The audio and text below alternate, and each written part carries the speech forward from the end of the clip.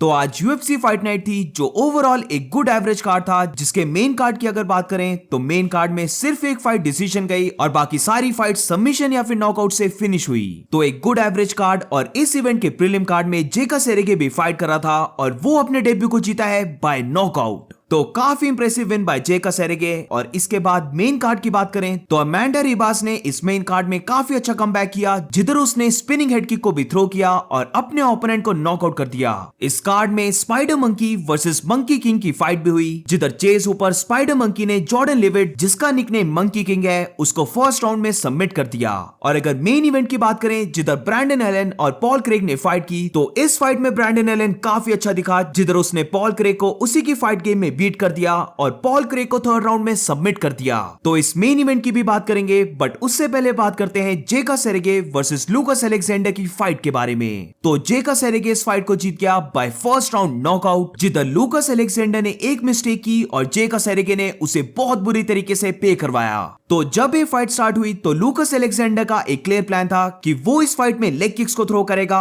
और अपनी height and reach की एडवांटेज लेगा और जेका सेरेगे को डिस्टेंस क्लोज नहीं करने देगा। स्टार्टिंग ऑफ द फाइट में वो ऐसा कर भी पा रहा था, जिधर वो अपनी लेग किक्स को काफी अच्छे तरीके से थ्रो कर रहा था और जेका सेरेगे को एक हार्ड टाइम हो रहा था डिस्टेंस को क्लोज करने में। अपनी रीच की एडवांटेज लेते हुए लूकास अलेक्जेंडर ने अपने लेफ्ट हैंड को काफी आगे को किया था, ताकि वो जेका सेरेगे के राइट पंच, जिसमें वो बहुत ज्यादा पावर को पैक करता है, उस हैंड को ब्लॉक कर सके। और इसी की हेल्प से उसने जेका सेरेगे के राइट हैंड को पुश किया और अपने खुद के 1-2 पंच कॉम्बिनेशन को थ्रो किया और ये दोनों पंचेस लैंड हुए, जिसने जेका सेरेगे को स्टन कर दिया। अब जेका सेरेगे जानता था कि उसे डिस्टेंस को क्लोज करने की जरूरत है और इसीलिए उसने ये चीज करने की ट्राई भी की, बट इसके लिए लूकास अलेक्जेंडर अवेयर था और उसने जेका सेरेगे को अपर कट से काउंटर कर दिया, जिधर इस पंच ने जेका सेरेगे को स्टन कर दिया और हम देख सकते थे कि जेका सेरेगे हर्ट हो गया है और वो केज साइड बैक डाउन होने लगा। अब ये चीज लूकास अलेक्जेंडर ने भी फील कर ली कि जेका सेरेगे हर्ट हो गया है और इसलिए उसने अपनी फुल पावर के साथ जेका सेरेगे को अटैक करना स्टार्ट कर दिया।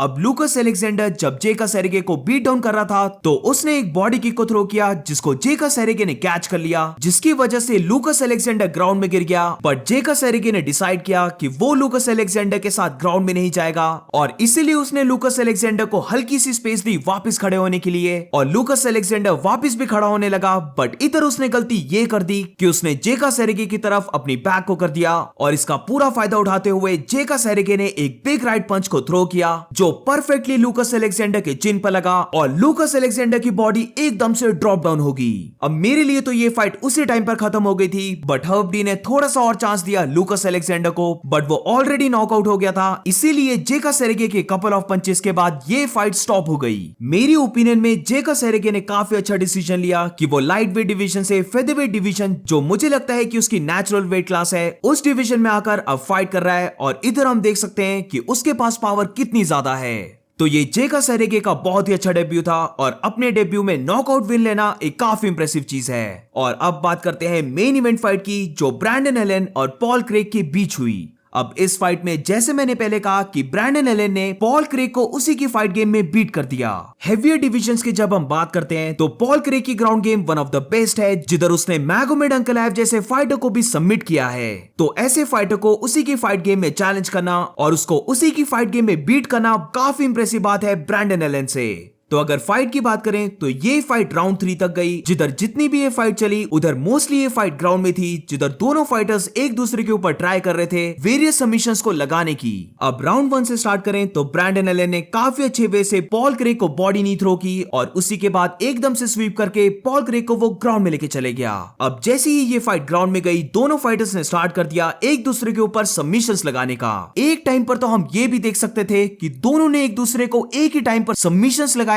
और दोनों के ही सबमिशंस लॉक इन हो गए थे, जिधर ब्रैंडन एलन ने पॉल क्रेग को रियर नेकेड चोक लगाया था और पॉल क्रेग ने ब्रैंडन एलन पर एक काफ लॉक लगाया था। अब पॉल क्रेग का ये लॉक काफी स्ट्रॉन्ग था और इसीलिए ब्रैंडन एलन को अपने सबमिशन को छोड़ना पड़ा, जिधर फिर उसने काफी अच्छा प्रेजेंस ऑफ माइंड दिखाया और जैसे पॉल क्रेग ने उसे लॉक लगाया था वैसे ही ब्रैंडन एलन ने पॉल क्रेग की लेग को अटैक किया और उसे भी लॉक लगा दिया, जिसकी वजह से दोनों ही फाइटर्स को अपने अपने लॉक को छोड़ना पड़ा। अब जैसे इन दोनों ने एक साथ लॉक लगाया था, exactly the same way round 2 में ये दोनों फाइटर्स ने एक दूसरे पर पंचेस को लैंड किया, जिधर इन पंचेस ने दोनों को ही स्टन कर दिया। पॉल क्रेग ने लेफ्ट हुक को थ्रो किया, वेरेस ब्रैंडन एलन ने एक ओवरहैंड राइट पंच को थ्रो किया और ये दोनों पंच एक दूसरे के ऊपर लैंड हुए और दोनों ही फाइटर्स थोड़े से स्टन हो गए थे। बट इसके बाद जैसे ही ये फाइट ग्राउंड में गई, जिधर ब्रैंडन एलन एक टाइम पर काफी क्लोज आ गया था अपने गिलेटिन चोक को लॉक करने में। एंड ऑल्सो इसी के साथ राउंड 2 में ब्रैंडन एलन ने एक बिग एल्बो को थ्रो किया, जिसने पॉल क्रेग की राइट आई के ऊपर एक कट को भी ओपन कर दिया था।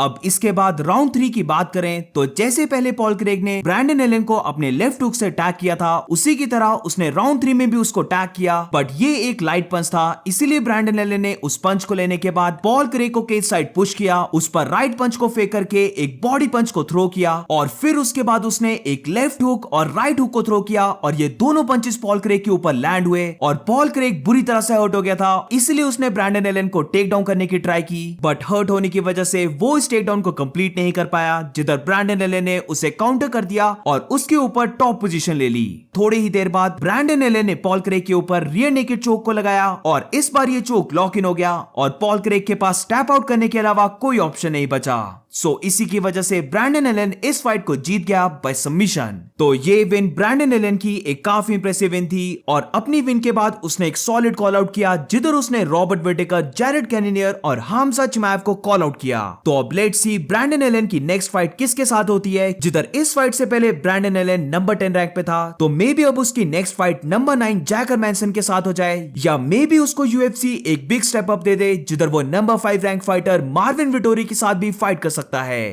तो big win for Brandon Allen. और इसी के साथ इस वीडियो को एंड करते हैं। अगर आपको वीडियो अच्छी लगी हो तो please make sure to like and subscribe. मिलते हैं नेक्स्ट वीडियो में।